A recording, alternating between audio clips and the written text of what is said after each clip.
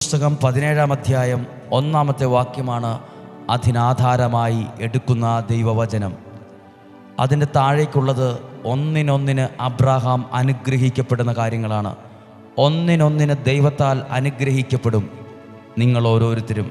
ആ വാക്യം, അബ്രഹാമിന് 99 വയസ്സായപ്പോൾ കർത്താവ് പ്രത്യക്ഷപ്പെട്ട് അവനോട് അരുളി ചെയ്തു, സർവശക്തനായ ദൈവമാണ് ഞാൻ, എൻ്റെ മുമ്പിൽ വ്യാപരിക്കുക, എൻ്റെ മുമ്പിൽ വ്യാപരിക്കുക. നിങ്ങളും അതാണ് ചെയ്യുന്നത്. ദൈവത്തിൻ്റെ മുമ്പിൽ, ദൈവവചനത്തിൻ്റെ മുമ്പിൽ വ്യാപരിക്കുകയാണ്.